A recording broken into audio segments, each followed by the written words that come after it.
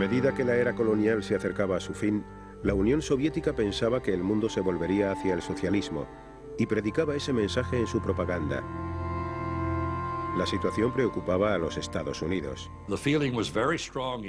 En Washington estaban convencidos de que los soviéticos estaban poniendo en práctica una política de expansión en el tercer mundo. Y su objetivo era evitarlo.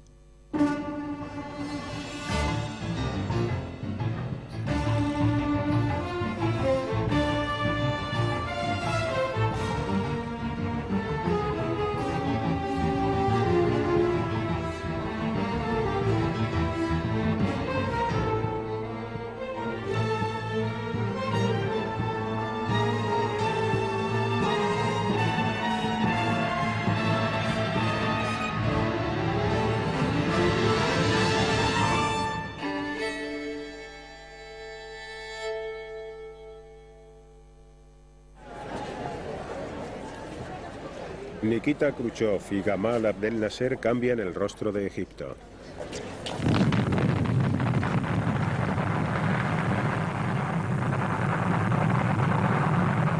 Cuando Occidente se negó a conceder un préstamo a Egipto para construir una presa en el Nilo, la Unión Soviética asumió el mando. Las naciones emergentes utilizaban la Guerra Fría para conseguir dinero y armas.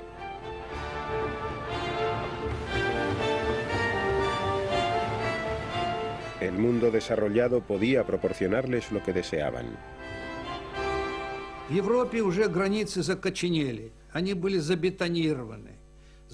En Europa las fronteras eran ya muy sólidas y no existía posibilidad alguna de expansión allí, porque quien lo intentara provocaría una nueva guerra mundial. ¿Dónde podía tener lugar entonces la cacería? Lo diré francamente, en los lugares donde aún había presas. Esa zona era el tercer mundo y ninguno de los dos bandos quería dejar pasar una oportunidad.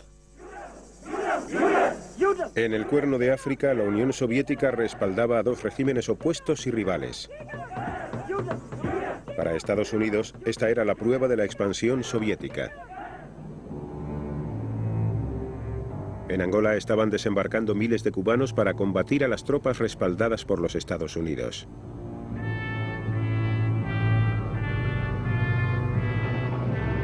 En Egipto, la Unión Soviética proporcionaba armas a un precio muy barato y con crédito. Pero el presidente Nasser no se dejaba influir con facilidad.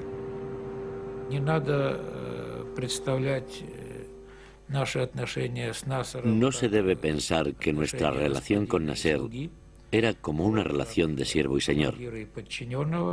Nasser siempre hizo su propia política.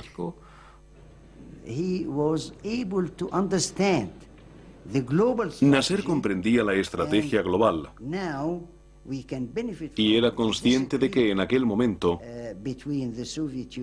podíamos beneficiarnos de las discrepancias existentes entre los Estados Unidos y la Unión Soviética y sacar provecho de la situación para aumentar nuestras capacidades, tanto militares como económicas. Nasser era el héroe del mundo árabe. Los egipcios se unieron para la guerra.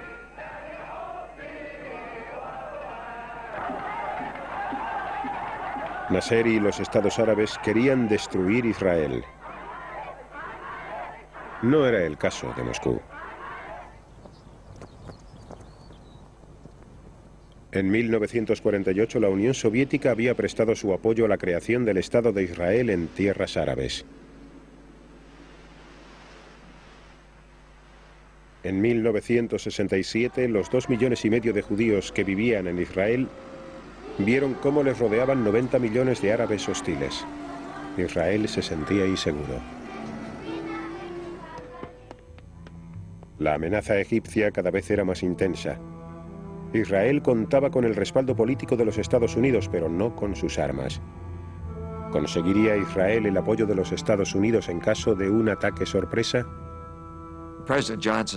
El presidente Johnson nos pidió que lleváramos al ministro de Asuntos Exteriores a las dependencias privadas de la Casa Blanca.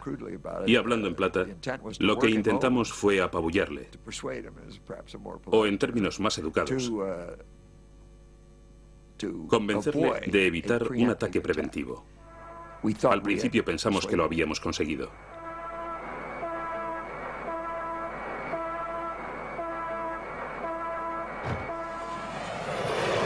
Israel golpeó primero. En menos de 3 horas, el 90% de la fuerza aérea egipcia fue destruida en tierra.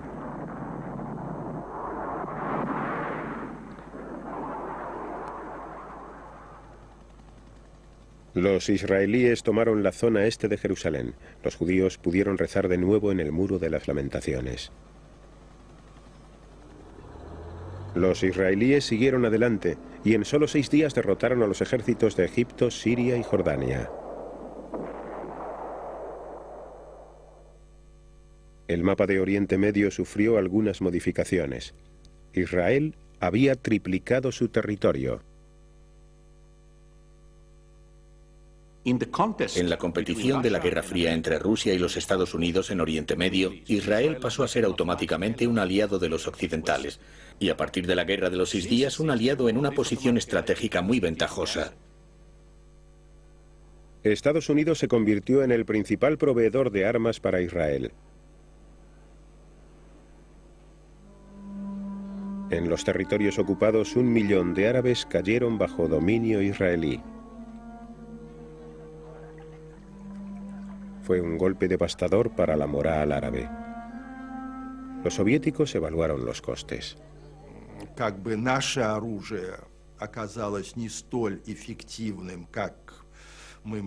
Nuestras armas resultaron ser menos efectivas de lo que habíamos calculado. Pensamos que como compensación era nuestro deber proporcionarles más armas. Y refiriéndonos a un contexto más amplio, no dejar que Occidente se saliera con la suya. Septiembre de 1970. Egipto se hunde en el dolor por la muerte del presidente Gamal Abdel Nasser. Los países en vías de desarrollo lloraban la pérdida de un líder extraordinario. Y el primer ministro Kosygin no fue una excepción. Aunque apenados, todos, incluidos los rusos, estaban intranquilos. ¿Quién sería el sucesor de Nasser? I shall do my best to follow the policy of my late president, my dearest friend, President Gamal. But no one will capitulate here in this country. I am not ready to capitulate or to surrender 1 inch or a bit of sand. En la cumbre celebrada en Moscú en 1972, las superpotencias se mostraron de acuerdo en establecer un código de conducta que recibió el nombre de détente, vocablo francés que significa distensión. Richard Nixon y Leonid Brezhnev accedieron a no buscar su propio beneficio a expensas de los demás. La mejora en las relaciones con los Estados Unidos tuvo más peso que el compromiso de Moscú con los árabes. Sadat se enojó mucho cuando se enteró porque sentía que le estaban concediendo la prioridad al proceso de détente con los estadounidenses, olvidándose de ayudar a Egipto a hacer la guerra. Pero la détente no frenó los esfuerzos estadounidenses para extender su influencia en Oriente Medio a expensas de Moscú. En el 72, nuestra política se centraba realmente en tratar de minimizar y limitar el papel, y aún iré más lejos, de mantener a los soviéticos alejados de la situación. Establecimos una política que consistía en frustrar cualquier movimiento respaldado con armas soviéticas, hasta que algún líder árabe, cansado de la situación, se volviera hacia nosotros para tener contactos diplomáticos. Entonces, trataríamos de adoptar una postura lo más ecuánime posible. En Egipto, como en muchos otros países en vías de desarrollo, la presencia soviética era grande. En julio de 1972, Sadat ordenó que los 15.000 consejeros rusos y sus familias hicieran las maletas y se marcharan. Era un arriesgado juego de poderes. La decisión de Sadat incrementó su popularidad y demostró que en realidad los rusos apenas sí ejercían control sobre Egipto. En octubre de 1972, decidieron volver a apoyar a Egipto y Sadat sacó partido de la situación. Dijo, bueno, los expulsé para expresar mi poder y que así nos dieran lo que necesitábamos. Y extrañamente, firmamos un acuerdo sobre armamentos después del mes de octubre, que fue uno de los mayores que hayamos firmado nunca con la Unión Soviética. Sadat necesitaba armas. Estaba planeando acabar con la precaria paz. Quería la guerra, la necesitaba, estaba convencido de que no podía hacer otra cosa. Consideraba que la negociación era imposible si no sucedía algo que caldease el proceso, es decir, sin una especie de terapia de choque. Yom Kippur, el día más sagrado para Israel. 4.000 soldados egipcios y tanques atraviesan el canal de Suez.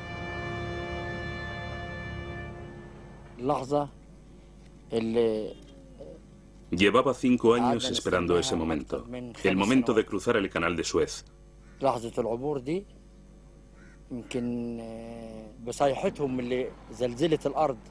Nuestros gritos hicieron temblar la tierra bajo los pies de nuestros enemigos israelíes.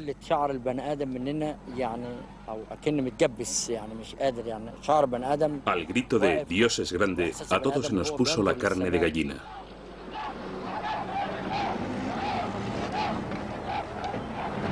El ejército egipcio avanzó rápidamente, ansioso por recuperar los territorios perdidos.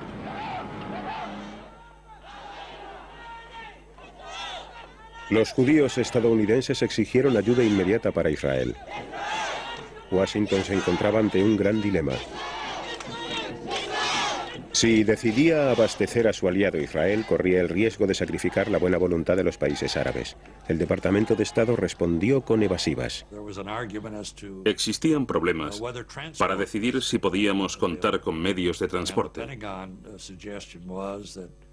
Y el Pentágono sugirió que se contratara transporte privado. Nos decepcionó mucho y a la vez nos enojó que los suministros llegaran tan despacio y solo en aviones El Al. El convoy aéreo se retrasaba constantemente. Los egipcios siguieron con sus ataques aéreos. Los Estados Unidos comenzaron a darse cuenta de que nuestra situación era muy grave, cuando de repente cambiamos nuestro tono típicamente despreocupado, propio de la autoconfianza israelí, por un informe en el que dejábamos ver que esta situación estaba acabando con nosotros.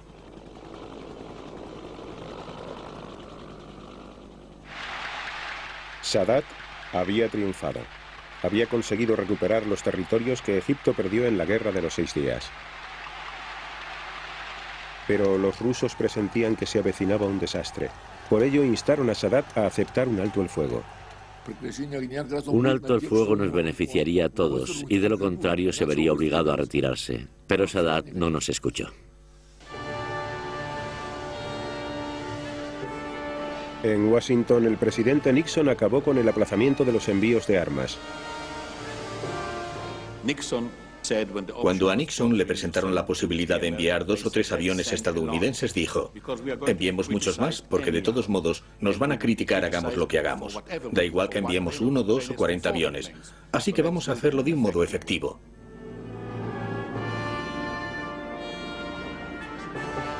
El puente aéreo situó a la mayor potencia del mundo públicamente de parte de Israel. Ahora eran los aliados de Moscú los que sufrían una derrota.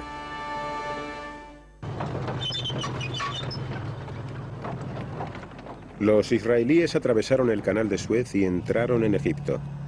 Pronto la mayor parte del ejército egipcio se quedaría inmovilizada en el Sinaí. Sadat estaba aterrorizado. Habló por teléfono directamente con Brezhnev. Yo estaba presente. Recuerdo que suplicaba: salvadnos, salvadnos de los tanques israelíes.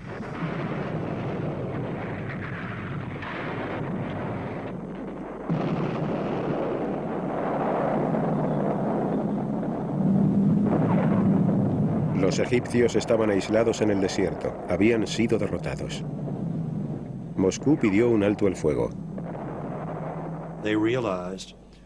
Se dieron cuenta de que cuanto mayor fuera la victoria militar de los israelíes, mayor sería también la derrota de los suministros soviéticos. Además, el triunfo israelí ocasionaría un debilitamiento general de la posición soviética en toda la región. Los soviéticos y Henry Kissinger llegaron rápidamente a un acuerdo sobre las propuestas de alto el fuego. Kissinger llegó a Israel para darles la noticia. Había llegado el momento de comprobar la capacidad de las superpotencias de dominar a sus aliados. Se había comprometido sin pensarlo demasiado con algunos de nuestros dirigentes, especialmente con Golda Meir, nuestra primer ministro.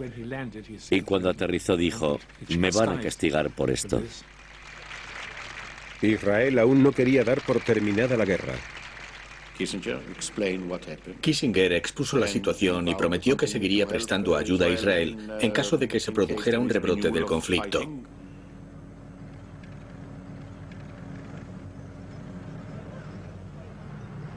Con la complicidad estadounidense, Israel intensificó sus ofensivas. Los soviéticos estaban indignados. Brezhnev le escribió una carta a Nixon en la que decía: ¿cómo puede ser que después de haber llegado a un acuerdo conjunto, los israelíes sigan con su avance? Están minando todas las tentativas de alcanzar la paz. Nosotros les sugerimos que se enviaran tropas estadounidenses y soviéticas a Oriente Medio para obligar a Israel a aceptar el alto el fuego. Pero en la carta también había una frase que rezaba así: si no lo hacéis, tendremos que considerar la posibilidad de llevar a cabo una acción unilateral. Los dirigentes soviéticos tenían toda la razón para considerar que se había tratado de una especie de complot, y reaccionaron de manera muy violenta. Nos enviaron una nota extremadamente dura en la que expresaban su deseo de realizar una intervención conjunta ruso-estadounidense, de lo contrario actuarían de modo unilateral. Kissinger subió deliberadamente la apuesta inicial.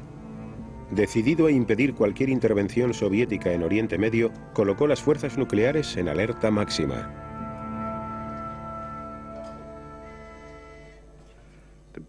Nuestro propósito básicamente consistía en generar mucho movimiento para que la Unión Soviética se fuera dando cuenta de que esto era algo grave antes incluso de recibir nuestra respuesta. Moscú no reaccionó a la alerta. De hecho, ya habían abandonado la idea de enviar tropas unilateralmente. Fue una clara victoria política para los Estados Unidos.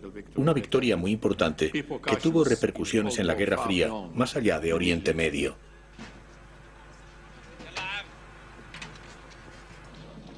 Presionado por Estados Unidos, Israel consintió en que se hiciera llegar agua al ejército egipcio atrapado en el desierto. Kissinger quería un Egipto derrotado, pero no destruido.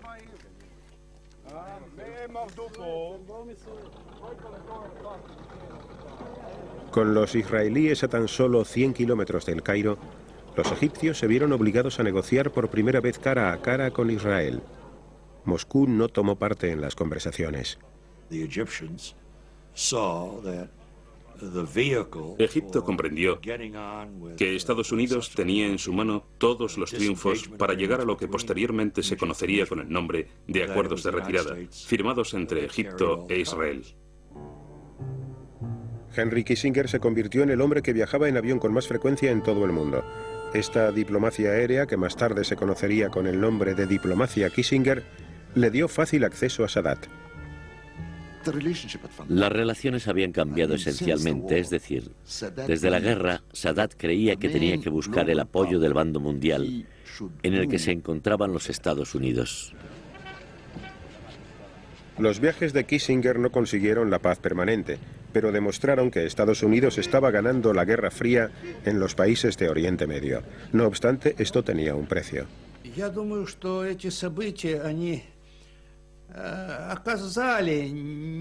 Estos acontecimientos afectaron negativamente al proceso de distensión e intensificaron la desconfianza de la Unión Soviética hacia los Estados Unidos.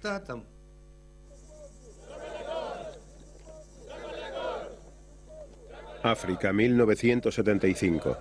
El último imperio colonial moría poco a poco y el pueblo de Angola alargaba la mano para asir su libertad. Eran terrenos de caza inexplorados para las potencias de la Guerra Fría. Cuando las tropas portuguesas se retiraron de Angola, 3 grupos se disputaban el poder. Esta situación despertó los temores de Estados Unidos. Cuando Bill Colby, director de la CIA, vino a la Casa Blanca para dar instrucciones al Consejo Nacional de Seguridad, lo primero que dijo fue literalmente: caballeros, este es un mapa de África y aquí está Angola. Ahora en Angola tenemos 3 facciones. Está el MPLA, que son los chicos malos, luego está el FNLA, que son los buenos, y por último están Jonas Savimbi y UNITA, pero aún no los conocemos muy bien. Y esa fue la pequeña introducción para el Consejo Nacional de Seguridad. El Movimiento Popular de Liberación de Angola, o MPLA, era el grupo más numeroso y su ideología era de izquierdas. Estaba situado en la capital, Luanda, y en sus alrededores.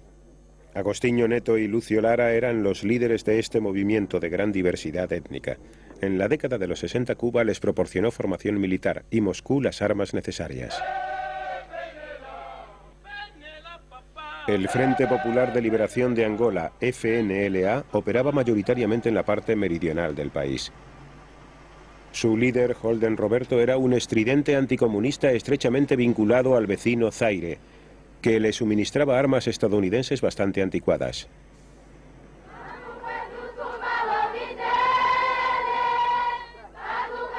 La Unión Nacional para la Independencia Total de Angola, UNITA, movimiento liderado por Jonas Savimbi, tenía su base en el sur de Angola. Savimbi, líder carismático, decidió que el respaldo estadounidense era la clave para acceder al poder.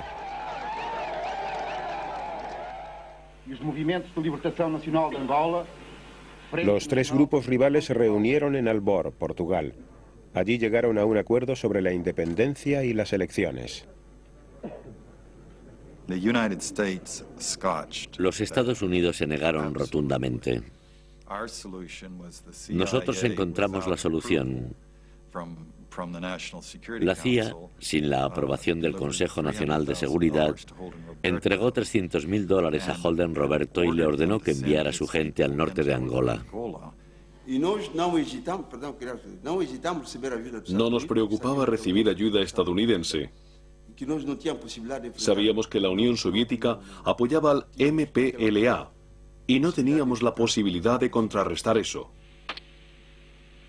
El dinero estadounidense que les llegaba secretamente a través del Zaire sirvió para pagar la guerra de Roberto contra el MPLA. Su facción era siempre la más sangrienta y violenta. Atacaron y asesinaron sin perder un minuto a 15 activistas políticos del MPLA y a partir de ese momento todo estuvo decidido. El destino de Angola estaba escrito con sangre.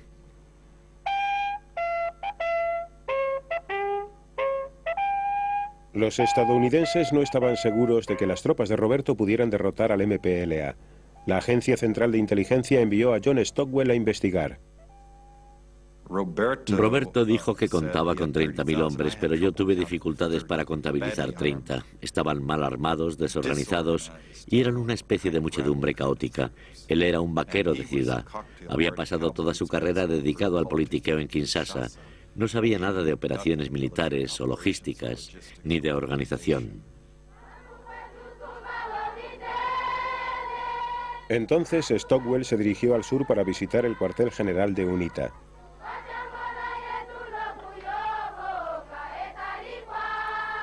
Allí se reunió con su líder, Jonas Savimbi. Me pareció un tipo muy diferente de revolucionario. Había pasado toda su vida, 20 años en Angola, y había llegado a liderar la guerrilla luchando él mismo. Whatever the consequences, whatever the results, we will continue to fight because we don't want to be slaves of Russia in Angola, in our own country. Estados Unidos respaldaba ahora 2 de los 3 movimientos independentistas. Washington descartó intervenir en Angola con tropas estadounidenses. En lugar de eso, se volvió en secreto hacia África del Sur. Los Estados Unidos solicitaron nuestra asistencia a un nivel muy elevado. O mejor dicho, solicitaron que Sudáfrica ayudara a la UNITA.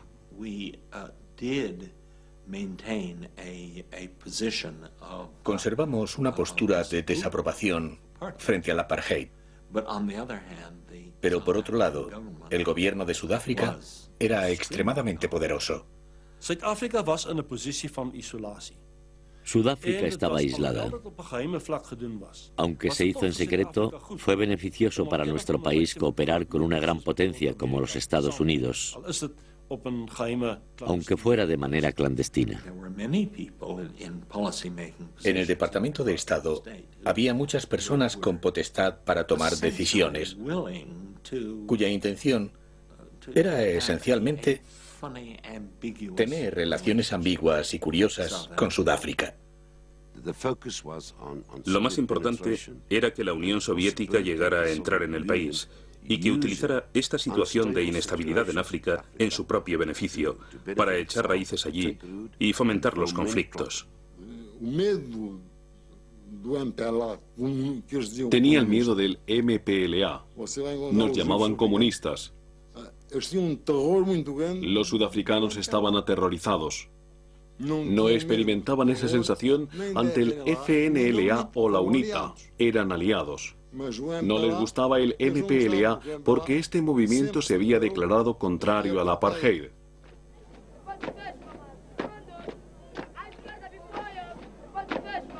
En Luanda, el MPLA comenzó a organizar desfiles, pero estaba perdiendo el control en las zonas rurales.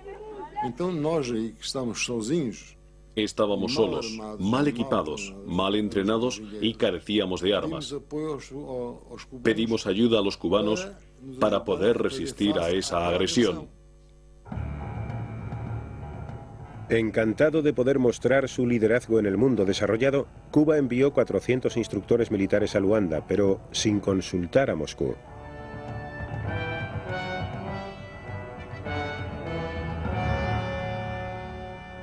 Los soviéticos no sabían absolutamente nada.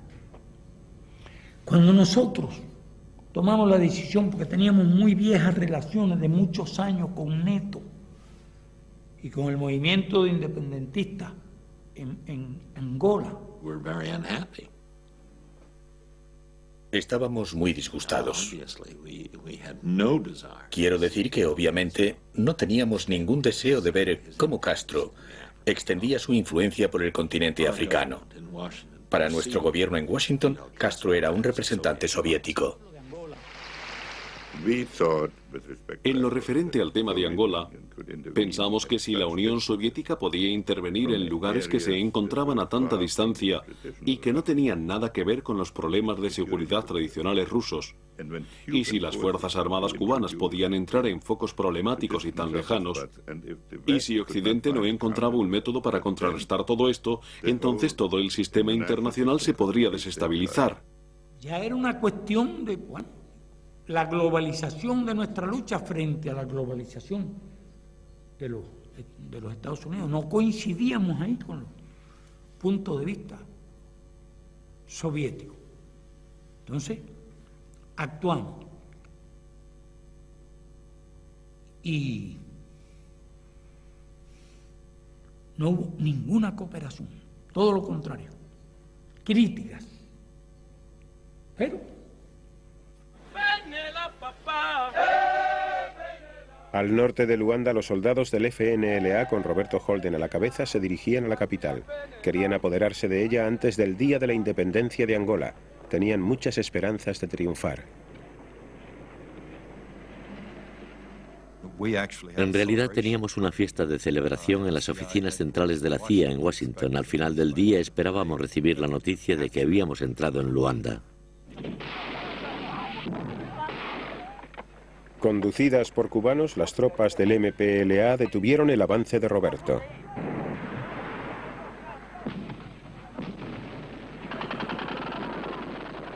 En medio del valle comenzaron a aterrizar unos 2000 cohetes de 122 milímetros y nosotros no teníamos nada con qué responderles, por lo que nuestras fuerzas se dispersaron y emprendieron la huida. Las fuerzas militares del FNLA habían sufrido grandes daños. El aliado de los Estados Unidos estaba en apuros. Ahora, el MPLA se enfrentaba a un desafío aún mayor. En octubre de 1975, los soldados sudafricanos invadieron Angola. Desde sus bases en Namibia acudieron al encuentro de las divisiones de la UNITA. Avanzábamos aproximadamente una media de 80 kilómetros diarios. Por aquella época mis soldados ya lo hacían muy bien, se sentían más cómodos allí y ya habían salido de los vehículos y marchaban en formación de asalto. Mandaríamos al diablo a esa gente y entonces tendrían que coger sus cosas y marcharse, porque no nos esperaban. Los sudafricanos estaban prestando ayuda a la UNITA y Zaire apoyaba al FNLA. Por lo tanto, era justo que el MPLA pidiera ayuda a los cubanos en su lucha contra las invasiones.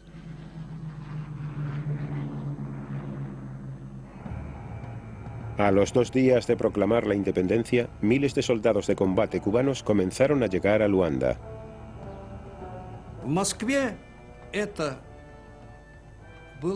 En Moscú la noticia se recibió con entusiasmo. Solo cuando los cubanos entraron en el conflicto nos involucramos nosotros también, porque los cubanos, a su vez, nos pidieron ayuda a nosotros. Querían armas y provisiones, y empezamos a enviar mercancías a Angola rápidamente, aunque no entraba en nuestros planes entrar en ese país.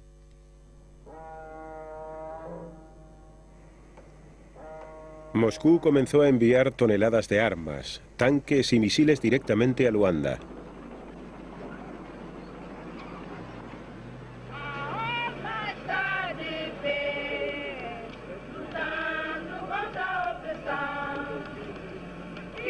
Mientras el MPLA ensayaba para el Día de la Independencia, aún se libraban batallas a pocos kilómetros de la capital.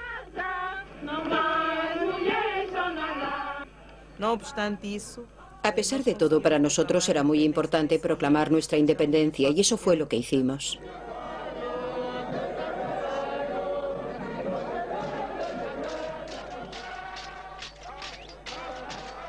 El MPLA celebró la independencia de Angola en Luanda. Sus enemigos habían fracasado en su intento de apoderarse de la capital. El 11 de noviembre de 1975 fue el día más duro de mi vida. Recordé los 14 años de luchas. Recordé a los muertos, a todos los que se sacrificaron.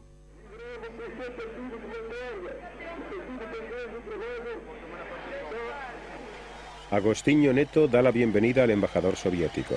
La Unión Soviética, Cuba y la mayor parte de África reconocieron al MPLA como el gobierno de Angola. Su lucha contra las tropas sudafricanas le dio al MPLA la credibilidad política que necesitaba. Al sur de Luanda, los cubanos se preparaban para detener de una vez por todas el avance de los soldados sudafricanos. La batalla de Ebo era decisiva porque si nos rompían en la defensa, era muy difícil a esas fuerzas pararlas hasta Luanda, porque de ahí empiezan carreteras por el norte, por el centro, es decir, hay una cantidad de vías hacia el sur. Era una fuerza muy poderosa y muy rápida. Dime tú cómo me copias, Los cubanos estaban preparados y les esperaban. Le habíamos prometido la ayuda y Angola se perdía, porque ya las tropas de Mobutu estaban al lado de Luanda. Y las tropas surafricanas habían avanzado más de 1000 kilómetros y estaban muy cerca también de Luanda.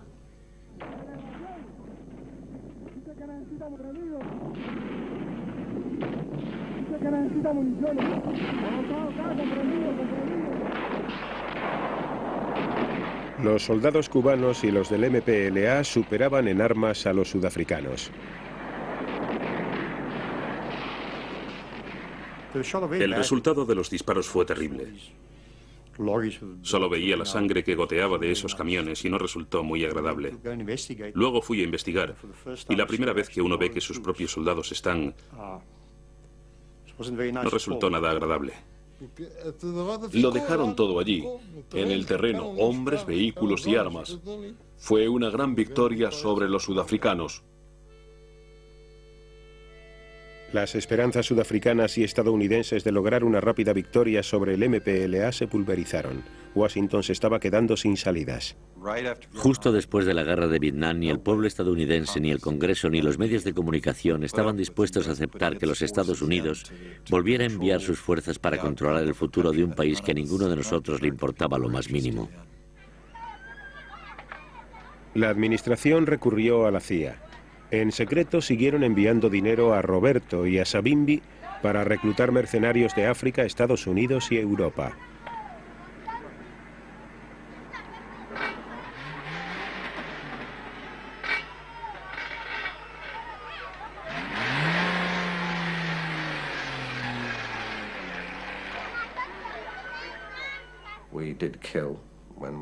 Llegamos a matar, incluso cuando no había una razón específica para hacerlo.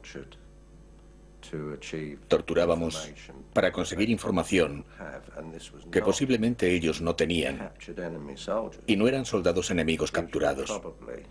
Lo más seguro es que solo fueran civiles de los alrededores. Toda la unidad se impregnó de esta atmósfera. Solo éramos un grupo perdido de bandidos, con un líder muy peligroso y pocos compañeros. Entre los mercenarios había algunos soldados muy buenos. Por ejemplo, Callan. Rara vez he visto un soldado como él. Tenía un valor increíble. Era un psicópata. Y además estaba completamente loco, igual que algunos hombres que le acompañaban. El MPLA capturó a 13 mercenarios y les sometió a juicio. Callan y otros 3 fueron ejecutados. La CIA aún estaba en activo. El Congreso debería habernos parado los pies si no fuera porque conseguimos engañarles enviando armas, enviando consejeros, enviando soldados sudafricanos. Durante un tiempo contamos con algún apoyo, pero la oposición cada vez tenía más poder. Todavía atónito por el desarrollo de los acontecimientos en Vietnam, el Congreso eliminó los fondos adicionales que la CIA destinaba a Angola. This abdication of responsibility by a majority of the Senate will have the gravest consequences for the long-term position of the United States and for international order in general. A great nation cannot escape its responsibilities.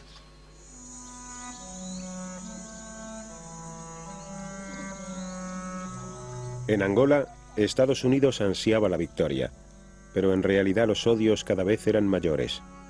La guerra civil duró mucho más que la Guerra Fría y dejó tras de sí a miles de personas muertas, mutiladas o sin hogar.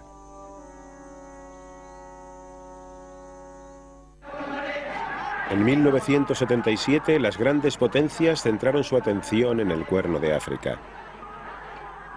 Los regímenes iban cambiando y con ellos las alianzas. La Unión Soviética y los Estados Unidos cambiaban de bando con una facilidad pasmosa.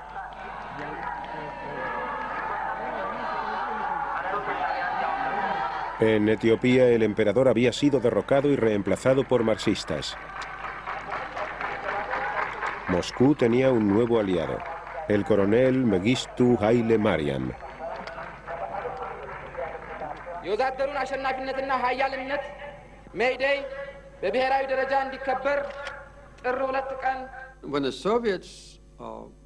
Cuando los soviéticos se trasladaron a Etiopía para ayudar al dictador comunista Haile Mariam Mengistu, Pensé que la estabilidad de África corría un grave peligro. En aquel momento los soviéticos proclamaban una y otra vez que las etapas de la historia se inclinaban a favor de la Unión Soviética. Este país pronto nos adelantaría en lo que a resultados económicos se refiere. La Unión Soviética estaba adquiriendo ventajas estratégicas, estaba en la cresta de la ola de las llamadas luchas para la liberación nacional. El nuevo régimen de Etiopía le dio la espalda a Estados Unidos.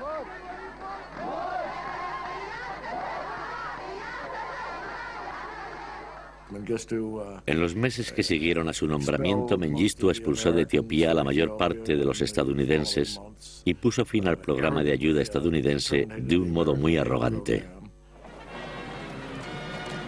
La vecina Somalia había sido un aliado soviético durante muchos años.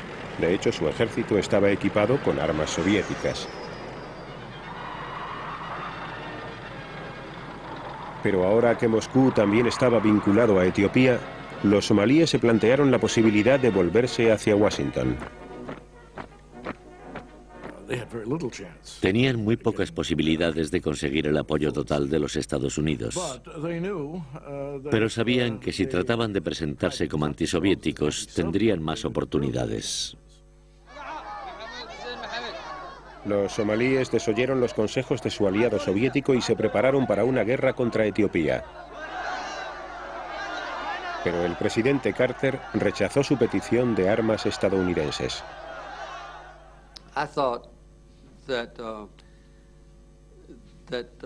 Pensé que no podíamos permitir que Somalia consiguiera apoderarse del territorio etíope y me negué a proporcionar armas al gobierno somalí.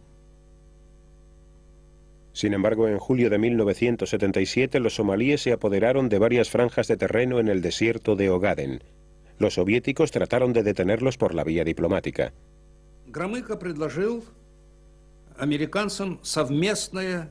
Gromyko sugirió que los Estados Unidos también mediaran en el conflicto.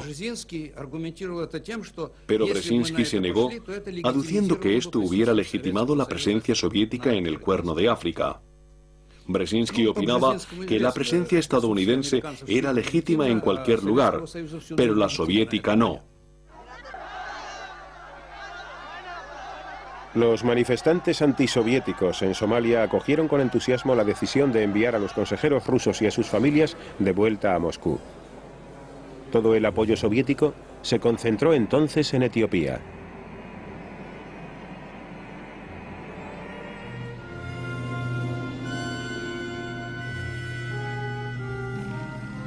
La Unión Soviética comenzó a enviar armas y también 15.000 soldados para combatir en Etiopía. Las tropas eran cubanas.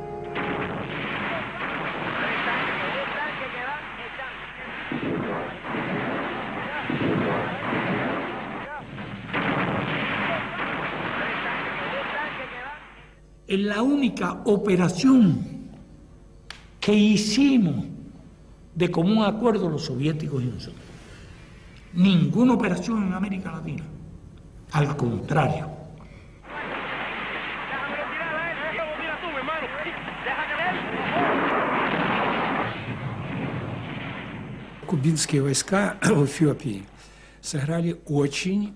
Los soldados cubanos en Etiopía desempeñaron un papel muy importante.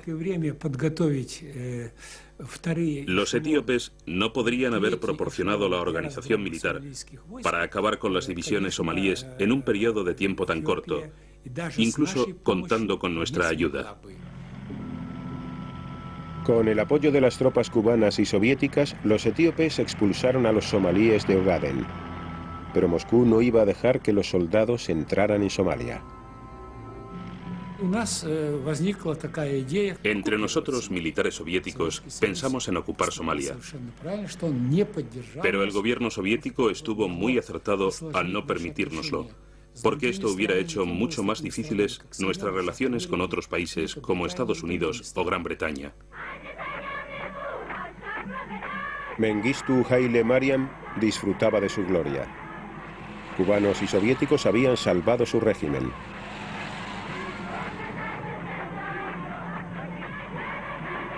En Washington, algunos vieron la victoria como una prueba de que los soviéticos estaban abusando de la política de détente. El Cuerno de África no revestía en sí mismo una gran importancia para los Estados Unidos, pero servía para medir y comprobar cómo interpretaban los soviéticos el proceso de distensión. Las discrepancias sobre el tercer mundo estaban yendo demasiado lejos. Estas disputas sobre África, Angola, Etiopía y Somalia, ninguna de ellas valía la pena. Ya han pasado 20 años desde entonces y nadie recuerda quién lo estaba haciendo.